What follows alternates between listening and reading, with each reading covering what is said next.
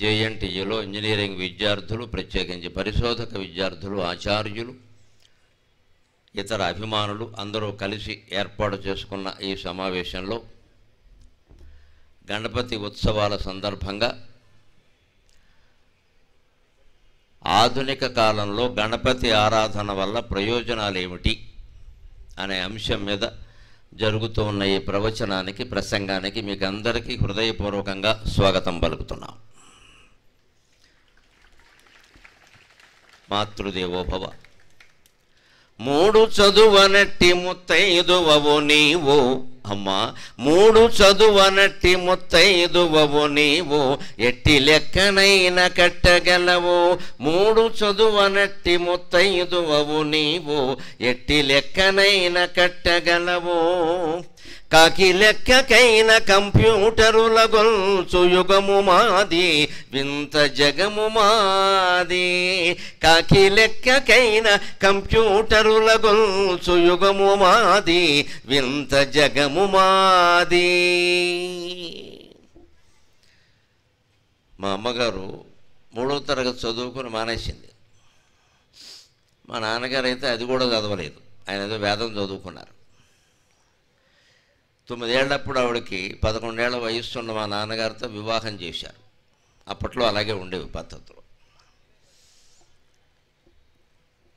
అయినా ఆ కాపురాలు, ఆ పిల్లలు, ఆ వ్యవస్థ అంతా అదే రకంగా వాళ్ళు మరణించే వరకు కొనసాగింది.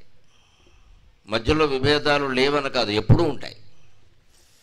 వాతావరణం ఎప్పుడూ ఒకలా ఉండనట్టే మన జీవితాలు కూడా ఎప్పుడూ ఒకలా ఉండవు. పొద్దున్న ఉన్నట్టుగా మధ్యాహ్నం ఉండదు, మధ్యాహ్నం ఉన్నట్టుగా సాయంత్రం ఉండదు.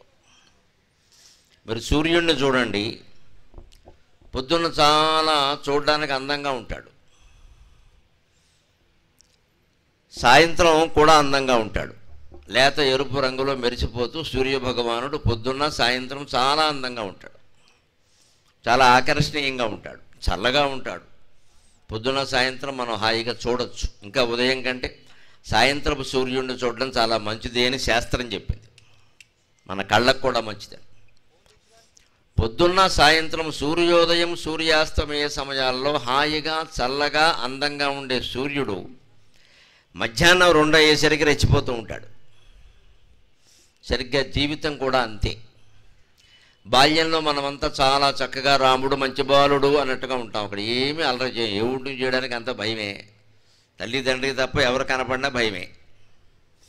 అందుకని బాల్యం అంతా చక్కగా సాగిపోతుంది. పెద్ద ఇబ్బందులు ఏముండవు. ఏమన్నా తప్పులు చేసినా పెద్దవాళ్ళు అర్థం చేసుకుంటారు. పిల్లాడు వాడికి ఏం తెలుసులే అంటారు. వృద్ధాప్యం కూడా బాగానే ఉంటుంది. 70 ఏళ్ళు దాటాక ఏముంటుంది? తప్పేం చేస్తాం? ఒప్పు చేయడానికైనా తప్పు చేయడానికైనా ఓపిక ఉండాలి కదా. ఓపిక లేదు. పైగా వ్యాధులు, అనేక రకాల ఇబ్బందులు. అందుకని వృద్ధాప్యం కూడా బాగానే ఉంటుంది. మనిషి జీవితంలో మండిపోయే కాలం ఏదేంటి? ఇప్పుడు మీరు మొత్తం నిలబడిన వయస్సు వాళ్ళందరూ ఏ వయస్సులో ఉన్నారో ఇదే బాగా మండిపోయే కాలం. ఇది బాగా మంట రేగిపోయే వయస్సు ఇది. 20 నుంచి 40 వరకు. మీరు ఇంకా 20 ప్రారంభంలో ఇంకా 20 కంటే లోపే ఉంటారు, విద్యార్థులు కదా. 40 ఏళ్ల వరకు రెచ్చిపోయే వయస్సు. సూర్యుడు ఎలాగైతే మధ్యాహ్నం మండుటెండలో రెచ్చిపోతాడో మనము అంతే. మా బోటికాళ్ళని ఇప్పుడు నా వయస్సు 66. నేను రెచ్చిపోమన్నా ఏం రెచ్చిపోతాం? 1 గంట మాట్లాడేసరికి నీరసం వస్తుంది, 10 గంటలు పడుకుంటాము. ఏం రెచ్చిపోతాము? సరిగ్గా జాగ్రత్తగా ఉండవలసింది ఈ వయస్సులోనే. అందుకే ఈ వయస్సులోనే మనకి దైవభక్తి చాలా అవసరం. చాలామంది ఇదివరకు దైవభక్తి అంటే 60 దాటాక 70 దాటాక ఏదో గుళ్ళోకి వెళ్ళడం, అక్కడ కూర్చోవడం, ఏదో పురాణం చెబుతూ ఉండే వినడం. మా చిన్నతనంలో అంతా అలాగే ఉండేది. ఎక్కడ పురాణ కాలక్షేపాల్లో యువతరం కనపడేవారు కాదు. ఈసారి కాలంలో వచ్చిన గొప్ప మార్పు ఏమిటంటే, ఒక 10 ఏళ్లుగా నేను చూస్తున్నాను, చాలా వరకు ఆధ్యాత్మిక ప్రవచనాలు వింటున్న వాళ్ళు 16 ఏళ్ల వయస్సు నుంచి 36 ఏళ్ల వయస్సు వరకు ఉన్న వాళ్ళే ఎక్కువగా ఉన్నారు. కాలం గొప్పగా మారుతోంది అనడానికి ఇది గొప్ప సంకేతం. లేకపోతే ఓ పెద్ద మనిషి ఎవడో 60 ఏళ్ళు దాటిపోయిన వాడు, షష్ఠి పూర్తి 6 ఏళ్ళు అయిన వాడు వచ్చి మాట్లాడతాట. అది కూడా గణపతి నవరాత్రుల్లో ఏం చెబుతాడు ఆయన? వినాయకుడు వైభవం చెబుతాడు, కొబ్బరికాయ కొట్టమంటాడు, గుంజలు తీయమంటాడు, ఇంకేం చెబుతాడు? కనుక ఇందులో మనకు కలిసి వచ్చేది ఏముంటుందని ఆలోచించి యువతరం ఉండే కాలంలో ఈవేళ కేవలం నా మాటల కోసం ఇక్కడ కూర్చున్న వాళ్ళు కాకుండా కూర్చున్న వాళ్ళకి 3-4 రెట్లు నిలబడి వింటున్నారు అంటే ముందు మీ ఆసక్తికి నమస్కారం చేస్తున్నాను.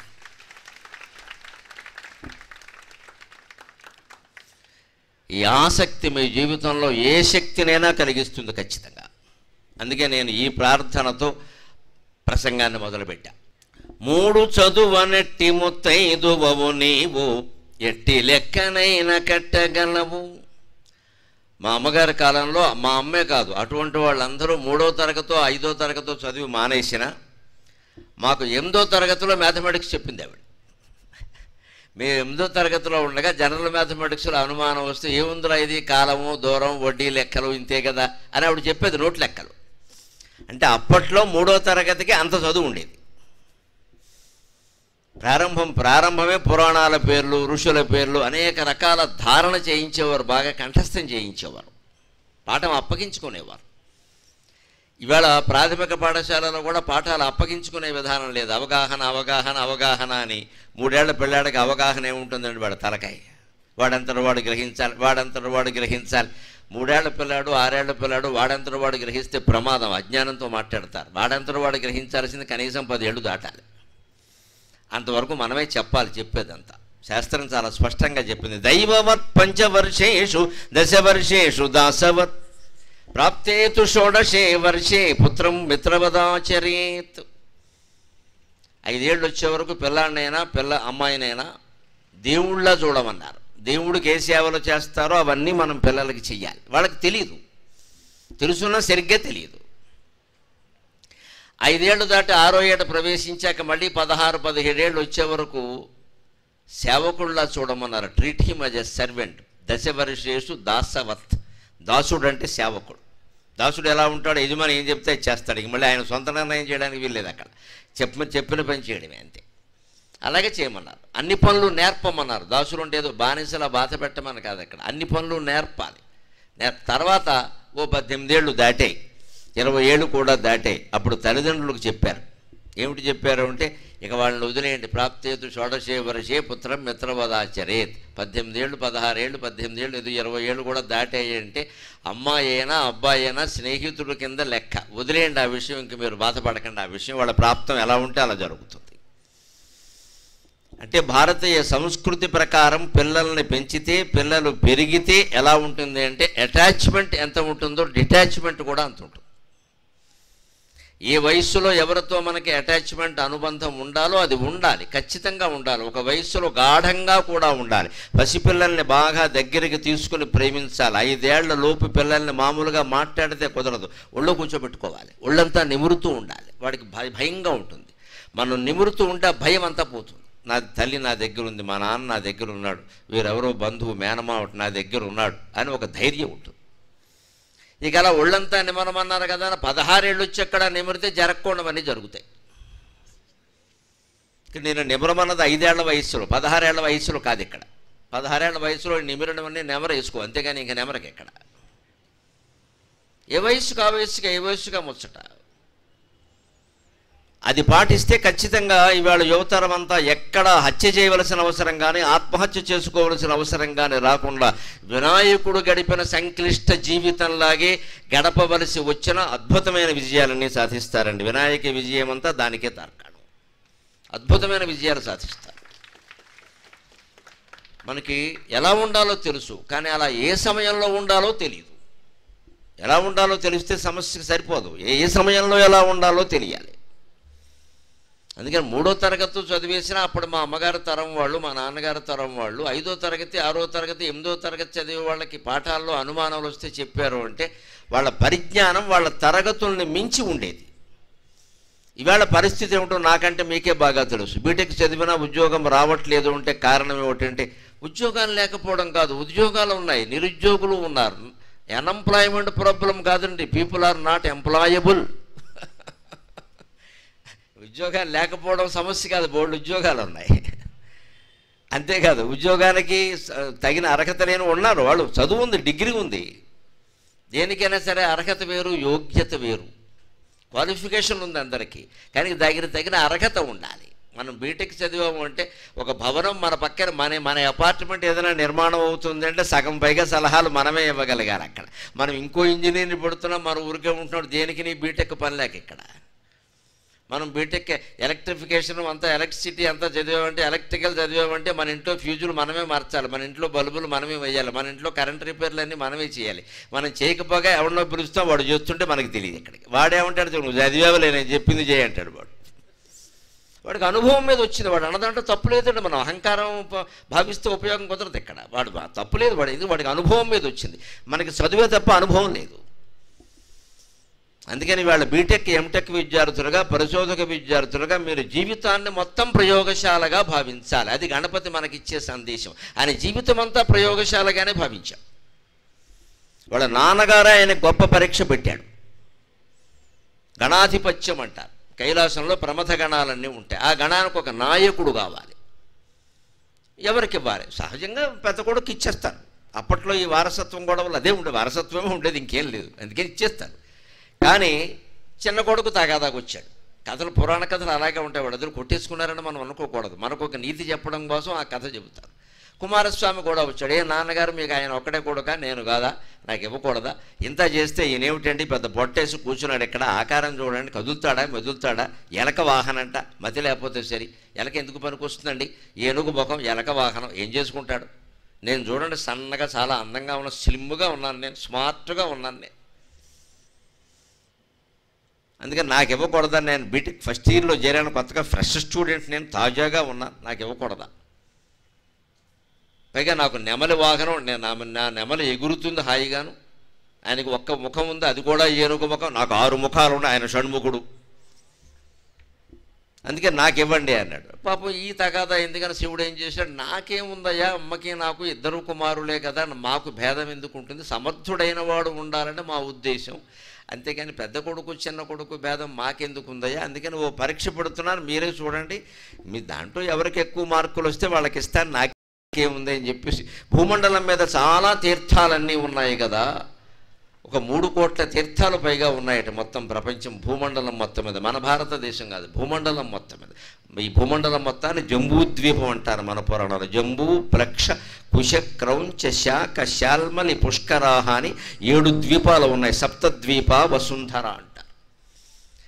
ఇందులో మొత్తం భూమండలంలో 3 కోట్ల తీర్థాలు ఉన్నాయి. అవన్నీ తిరగండి, యాత్ర చేయందే విజ్ఞానం ఎలా వస్తుంది? ఈ విజ్ఞానం ఎప్పుడు 4 రకాలుగా వస్తుంది. మనం విద్యార్థులుగా గుర్తుపెట్టుకోవాలి. 4 రకాలుగా వస్తుంది.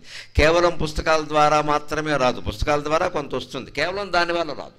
పుస్తకాల ద్వారా కొంత వస్తుంది, గురువుల ద్వారా ఓ పావలా వస్తుంది, పుస్తకాల ద్వారా ఓ పావలా వస్తుంది, గురువుల ద్వారా ఓ పావలా వస్తుంది.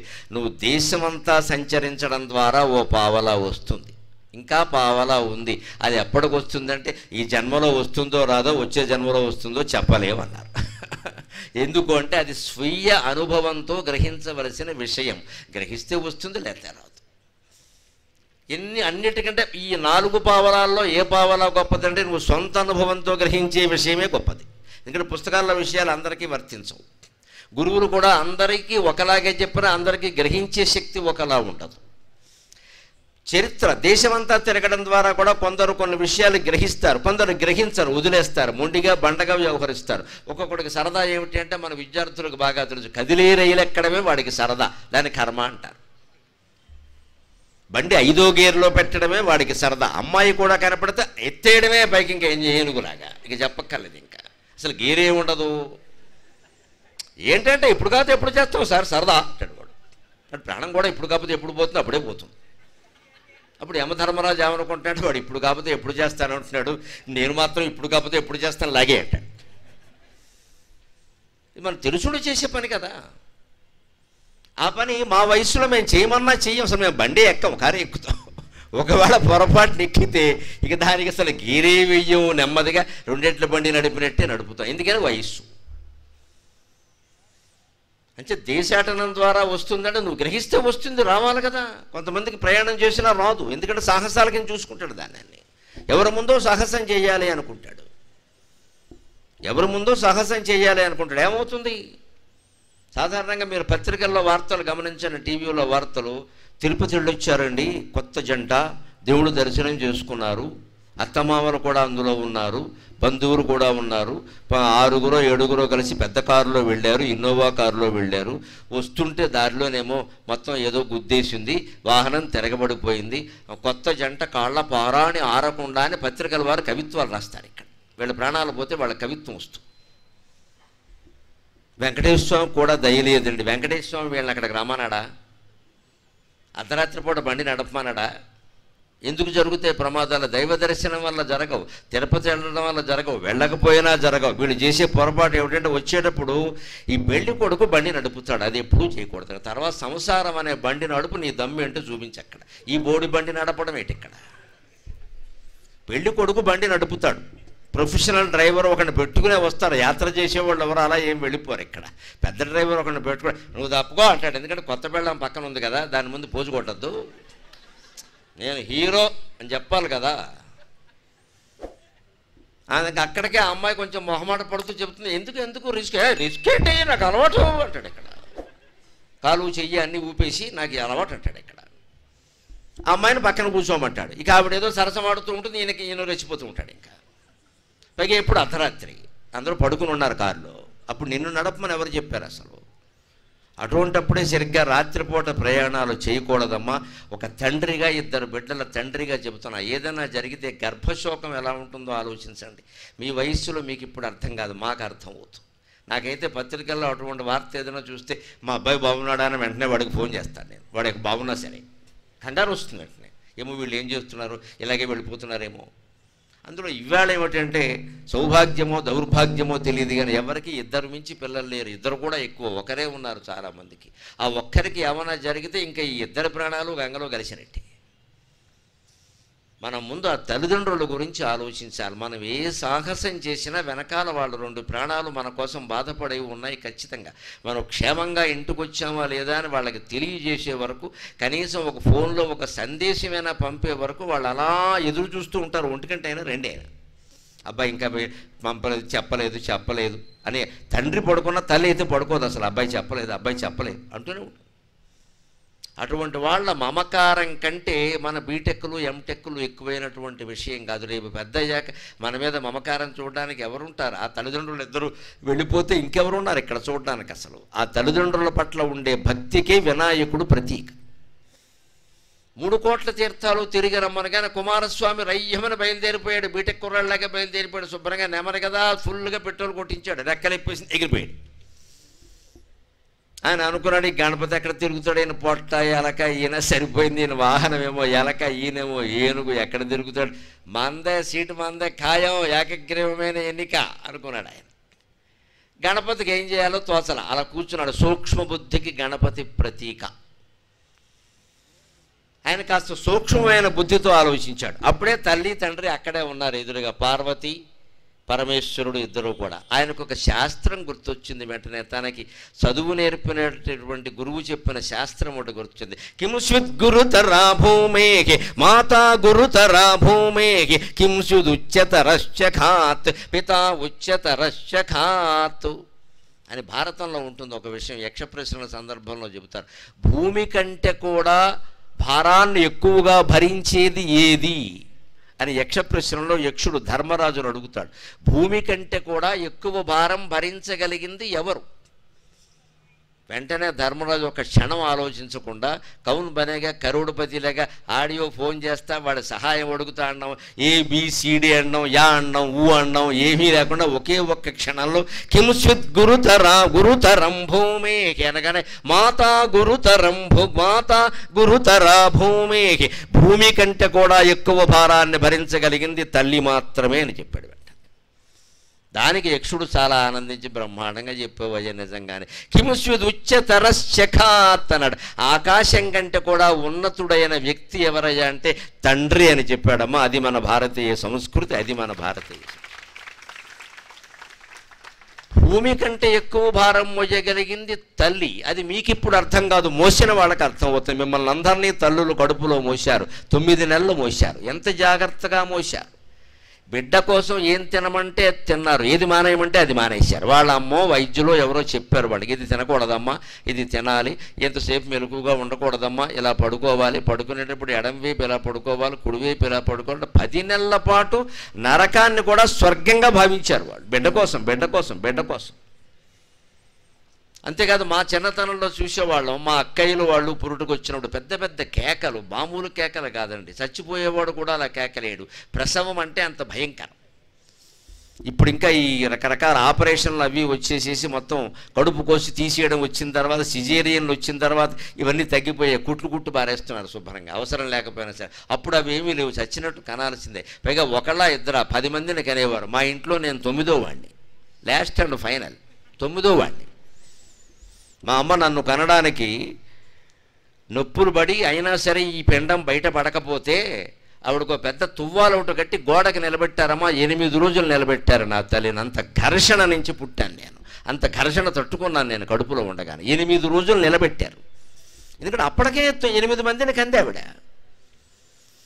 ఇంకా నొప్పులు పడే ఓపిక కూడా లేదు, కానీ గర్భం ధరించింది, తప్పదు. వేరే సాధనాలు ఆపరేషన్లు ఏం లేవు. ఎప్పుడు నేను పుట్టింది ఎప్పుడు 58లో, 1958లో ఏమున్నాయి అప్పుడు? కుటుంబ నియంత్రణ కూడా అప్పటికేం లేదు అసలు. తర్వాత ఎప్పుడు 60-70లో వచ్చింది.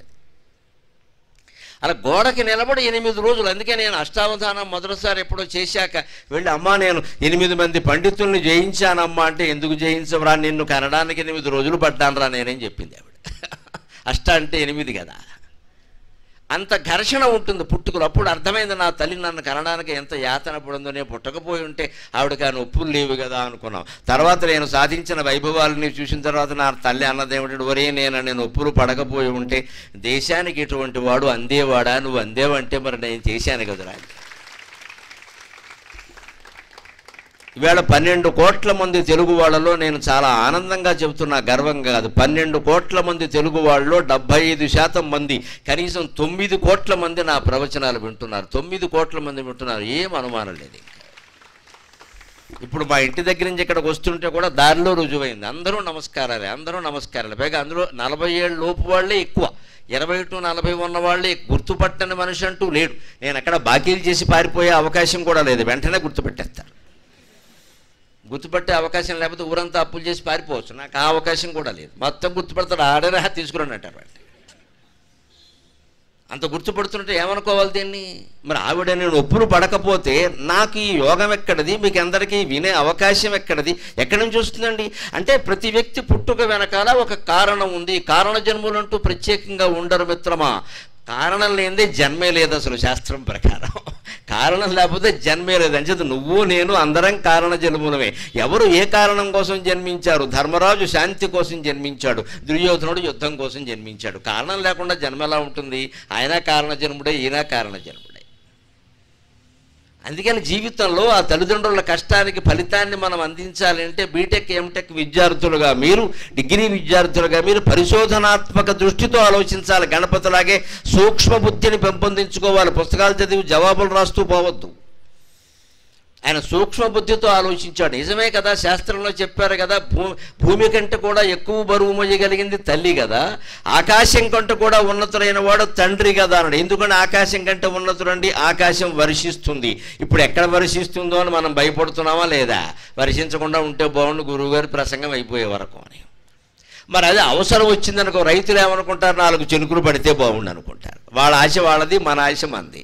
అంటే ఆకాశం వర్షిస్తుంది. అలాగే తండ్రి అనేవాడు 4 రకాల పనులు చేసి, 4 ఉద్యోగాలు చేసి, 4 చోట్ల చాకిరీలు చేసి 4 రూపాయలు సంపాదించకపోతే కుటుంబం ఎలా గడుస్తుందండి? పూర్వం నుంచి మనకున్న వ్యవస్థ. ఇప్పుడు అంతే కష్టం తండ్రితో పాటుగా తల్లి కూడా పడుతోందమ్మా. అందుకని ఇవాళ స్త్రీని 2 విధాలుగా గౌరవించాలి. ఒకటి తల్లి అయినందుకు, మనకి సంపాదించి పడుతున్నందుకు 2 విధాలుగా గౌరవించాల్సింది. ఉద్యోగులైనటువంటి స్త్రీల మీద రెట్టింపు గౌరవం చూపించాలి మనం. వాళ్ళు ఇంటా చాకిరీ చేస్తున్నారు, బయట చాకిరీ చేస్తున్నారు.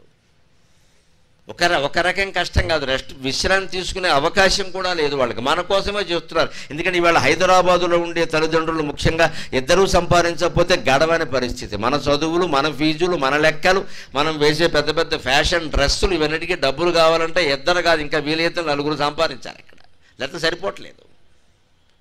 అంచేతను తండ్రి సంపాదించడం కాదు, తల్లి అంతే. తండ్రి ఆకాశం కంటే ఉన్నతులు ఉంటే ఆకాశం వర్షిస్తుంది. అలాగే తండ్రి చెమటోడ్చి మనకు సంపాదన ఇస్తున్నాడు. ఈ ఆలోచన గణపతికి రాగానే మరి భూమి కంటే గొప్పది తల్లి అయినప్పుడు, ఆకాశం కంటే గొప్పవాడు మా నాన్న అయినప్పుడు, పైగా మామూలు తల్లిదండ్రులు కాదు కదా, జగతఃపితరవు ఉంది పార్వతీ పరమేశ్వరవు. పార్వతీ పరమేశ్వరులు మామూలు తల్లిదండ్రులు కాదు, జగత్తుకంతటికీ తల్లిదండ్రులు లేని వాళ్ళకి నేను కుమారుణ్ణి అయ్యాను. నాకెంత అదృష్టం. భూమి ఆకాశాల మధ్యలోనే కదా 3 కోట్ల తీర్థాలున్నా, 300 కోట్ల తీర్థాలున్నా, ఇంకెక్కడా లేవు కదా, భూమి మీదే ఉన్నాయి కదా అన్నీను. నాన్నగారు చెప్పింది అంతే కదా, భూమండలం మీదే ఉన్నాయన్నారు.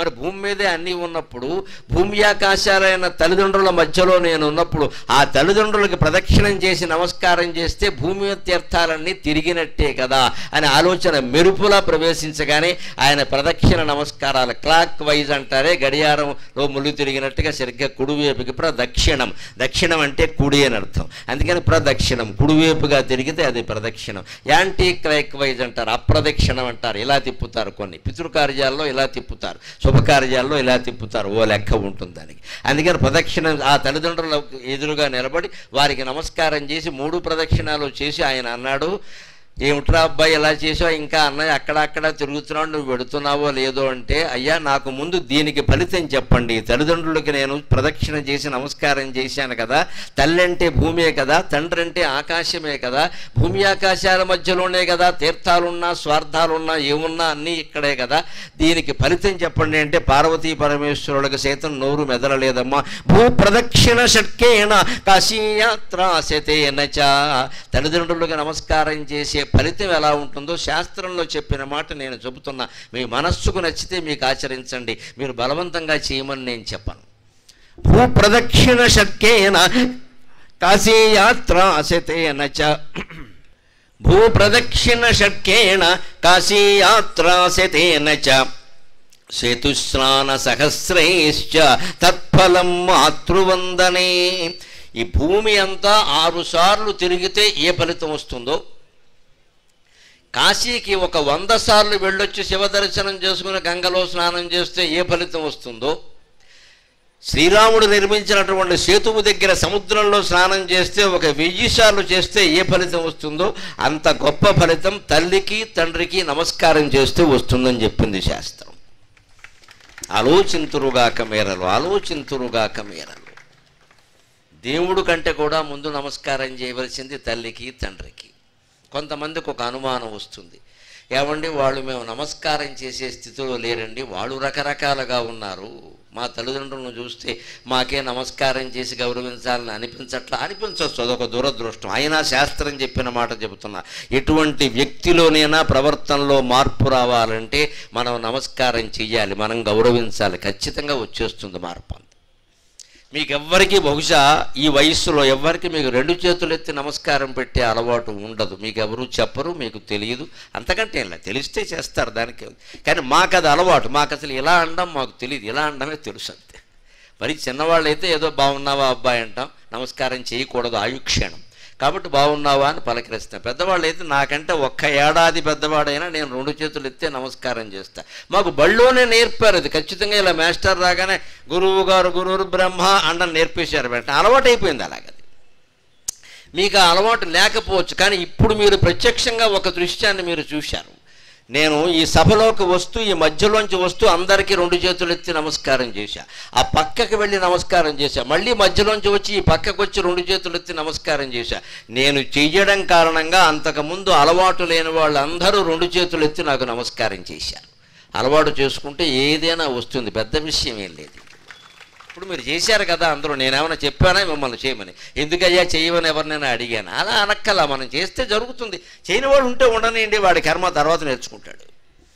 స్లో లెర్నింగ్ అంటారు కొంతమంది, వాడు తర్వాత నేర్చుకుంటాడు. ఏం పోయింది, మన పనేదో మనం చేసేస్తే జరుగుతుందో లేదా. ఇందులో నమస్కారం చేయదగిన వాళ్ళు ఎవరు, చేయకూడని వాళ్ళు ఎవరు, ఇవన్నీ ఆలోచించాలంటే ఓ నమస్కారం చేయడానికి ఇంత అవసరమా? అలాగే తల్లికి తండ్రికి నమస్కారం చేయడానికి వాళ్ళ ప్రవర్తనల గురించి, వాళ్ళ చదువుల గురించి, వాళ్ళ ఆదాయాల గురించి, దేని గురించి ఆలోచించక్కల. అసలు ఈ భూమి మీదకి తీసుకొచ్చింది వాళ్ళు, భూమి మీద బతక చేస్తున్నది వాళ్ళు, ఇంతకంటే ఏమక్కల. భూప్రదక్షిణమంతా 6 సార్లు చేస్తే కాశీయాత్ర ఒక 100 సార్లు చేస్తే, చతుస్నానం 1000 సార్లు చేస్తే ఎంత ఫలితం వస్తుందో తత్ఫలం మాతృవందనే. అటువంటి ఫలితం అంతా కేవలం తల్లిదండ్రులకు నమస్కారం చేస్తే వస్తుందని చెప్పారు కదా అంటే, అబ్బాయి సూక్ష్మబుద్ధి అంటే నీదేరా అని పార్వతీ పరమేశ్వరులు మెచ్చుకున్నారు. వారి మహిమ వల్ల ఏం జరిగిందంటే, షణ్ముఖస్వామి కుమారస్వామి కాశీ వెళ్ళాడు అనుకోండి. కాశీలో ఈయన స్నానం చేయడం కోసం కిందకెడుతుంటే వినాయకుడు అప్పటికే స్నానం చేసి తువ్వాలు తుడుచుకుని వస్తున్నట్ట పైకి. మళ్ళీ ఇంకా ఆయన ఏదో రామేశ్వరం వెళ్ళాడు అనుకోండి, రామేశ్వరంలో కుమారస్వామి నేనే ముందొచ్చా మా అన్నగారి ఈ పాటికి వస్తుంటాడు, ఇంకా ఎక్కడొస్తాడులే అన్నట్టుగా ఆయన స్నానానికి దిగుతుంటే అప్పటికే అయిపోయి ఏమిట్రా తమ్ముడు ఆలస్యమైందా అంటున్నట్టు గణపతి. ఎన్ని కోట్ల తీర్థాలు తిరిగినా అన్ని కోట్ల తీర్థాల్లోనూ ఈయన కంటే ముందే గణపతి ప్రత్యక్షం అయ్యాడు. తల్లిదండ్రుల్ని పూజించడంలో ఉండే తపశ్శక్తి అటువంటిది. ముందు తల్లిని తండ్రిని గౌరవించడం అలవాటు చేసుకుంటే తర్వాత సమాజంలో పెద్దల్ని గౌరవించడం పెద్ద విషయం కాదు. దీన్ని బట్టి అది వస్తుంది. ఇవాళ దురదృష్టం ఏమిటంటే చదువులో ఎక్కడా లేవివి, వాటిని గురించి ఎక్కువగా చెప్పరు. ఎంతసేపు రాగానే పరీక్షలు ఇది ఇంపార్టెంట్ అది అన్ఇంపార్టెంట్ అనగానే మనం మాస్టర్ల కంటే తెలివైన వాళ్ళం. ఇంపార్టెంట్ చెప్పగానే మనం ఊరుకోం కదా. సార్ ఇంపార్టెంట్ కాదు సార్, వెరీ ఇంపార్టెంట్ చెప్పండి సార్ అంట. వెరీ ఇంపార్టెంట్ కూడా చెప్పాడు అనుకో వాడు కర్మకాలి, వివిఐపి చెప్పండి సార్ అంట. ఎందుకంటే ఇంకా తగ్గించేయడానికి. చివరికి మాస్టర్లు ఎలా తయారయ్యారంటే పాఠాలు చెప్పేవాళ్ళు కాదు, జాతకాలు చెప్పేవాళ్ళకి తయారయ్యారు. ఇంపార్టెంట్ చెప్పడం ఏంటంటే అర్థం లేకుండా సిలబస్లో పెట్టారంటే అది ఇంపార్టెంటే, అన్ఇంపార్టెంట్ అయిన దాన్ని సిలబస్లో ఎందుకు పెడతారా? ప్రపంచంలో విషయాలన్నీ మీ పుస్తకాల్లో ఉంటాయా? ఉండవు. మీకు ఏవి అవసరమో అవే ఉంటాయి. అంటే అవసరం అంటే ఇంపార్టెంటే కదా. మరి అందులో ఇంపార్టెంట్, అందులో మళ్ళీ వేరే అంటే బద్ధకం, మొత్తం బద్ధకం. యువతరం నా ఎదురుగా ఉన్నారమ్మా, నా 2 పిల్లలు శ్రీశ్రీ గురజాడ నా ఎదురుగా ఉన్నారనుకుని నేను చెబుతున్నా. బద్ధకం అనే దాన్ని ఒక్కదాన్ని మీరు జయించగలిగితే భారతదేశానికి మొత్తానికి మీరే నాయకులు అవుతారు. నోబెల్ బహుమతులు కూడా మనకే వస్తాయి ఖచ్చితంగా, బద్ధకాన్ని ఒక్కదాన్ని జయించగలిగితే. ఆలస్యం హి మనుష్యాణం శరీరస్థో మహాన్ రిపుహు అంటారు శాస్త్రంలో. మనిషి శరీరంలో ఉండే పెద్ద శత్రువు ఏదంటే బద్ధకమే. ఇది మద్యపానం కంటే ప్రమాదం, డ్రగ్స్ కంటే ప్రమాదం, కామవాంఛల కంటే ప్రమాదం, అన్ని ప్రమాదాల కంటే పెద్ద ప్రమాదం బద్ధకం. నాకు ఏ వ్యసనాలు లేవన్నవాడికి కూడా బద్ధకం ఉంటుంది. దానికి విరుగుడు కనిపెట్టకపోతే, ఆ విరుగుడిని ఆచరణలో పెట్టకపోతే మొత్తం జీవితం దండకైపోయినట్లుగా. ఇవాళ చేయాలంటే ఇవాళ చేయాలి పని, రేపటికి వాయిదా వేయద్దు దాన్ని. ఇవాళ చేయాలంతే, లేకపోతే ఏదో అయిపోతుంది అక్కడ. అంత ఖచ్చితంగా ఉంటే నీకు అన్నీ సాధ్యమవుతాయి ఖచ్చితంగా. అందుకని గణపతి స్వయంగా ఆచరించి చూపించాడు. అందుకే ఆయన సూక్ష్మ బుద్ధి అంటారు. గణపతికి 2 భార్యలు అంటారు. వాస్తవం ఏమిటో తెలుసా? గణపతికి పెళ్ళవలేదు, కుమారస్వామికి కూడా పెళ్ళవలేదు. మన దేవతలు ఎవరికి 2 భార్యలు ఉండరండి. అవన్నీ మీరు ఎవరైనా చెప్పినా నమ్మకండి, వాళ్ళంతా సింబాలిజం అంటారు దాన్ని. ఆ భార్యల పేర్లు చూస్తే అది నిజమైన పెళ్లిగా అబ్బబ్బా పెళ్ళి అని అర్థమైపోతుంది. అది ఉత్తుత్తి పెళ్ళిది, దాని అర్థమైపోతుంది వెంటనే. గణపతి భార్యలు ఎవరంటే సిద్ధి, బుద్ధి. ఏమిటి ఆ పేర్లు ఏమిటి? ఎవరికైనా ఉంటాయి ఎక్కడ?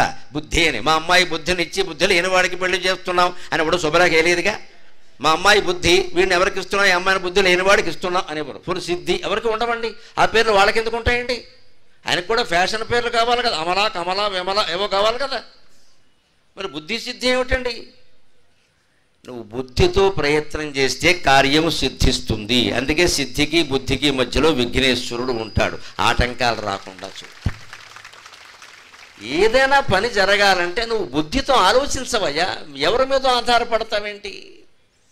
నీ బుద్ధితో నువ్వు ఆలోచించలేమా? ఆ మాత్రం దానికి ఎవరి మీద ఆధారపడాలా? ఇవాళ ఆ సొంత ఆలోచన లేకపోవడంతో మన దగ్గర పరిశోధన బాగా తగ్గిపోయింది. గమనించండి, పరిశోధక విద్యార్థులు పిలుస్తున్నారండి అని మా సందీప్ చెప్పగానే నేను ఆనందించా. నిజంగా నేను పిహెచ్డి వాళ్ళకి చెప్పాలనుకుంటున్నాను, అయ్యా తీసుకెళ్ళాను, నేను వస్తానని చెప్పాను. లేకపోతే విద్యార్థుల మీటింగ్ అంటే సాధారణంగా మేము ఏమంటామంటే వీసీ గారిని ఫోన్ చేయమని, ప్రిన్సిపాల్ గారిని ఫోన్, ఏమో కుర్రాళ్ళ మీటింగ్లు ఎలా ఉంటాయి, మధ్యలో ఏదో చేయంటే ఏం చేయను నేను ఇక్కడ. నాకు ఎందుకు వచ్చింది, ఎవరో ప్రిన్సిపాలో వీసీ ఎవరో ఉంటే ఆ బాధ ఏదో వాళ్ళు పడతారని నేను చెప్పా. లేదండి పిహెచ్డి విద్యార్థులు ఎక్కువ ఉంటారు, బీటెక్ వాళ్ళు వీళ్ళే ఉంటారండి, మీకు ఎందుకు నేను చూసుకుంటాను కదా అంటే నేను అధైర్యపడుతూనే వచ్చా ఇక్కడికి, అనుమానం వెళ్ళా. కానీ నాకు దేవుడి మీద నమ్మకం, నా మీద నాకు నమ్మకం ఉంది, అందుకే వచ్చా. అందుకోసం చెబుతున్నా ఇక్కడ స్పష్టంగా. ఇవాళ మీరు తెలుసుకోవాల్సిన విషయం, నిన్నగాక మొన్న పత్రికల్లో వచ్చిన వార్త నేను చదువుతూ కన్నీళ్లు పెట్టుకున్నానమ్మా పరిశోధన గురించి.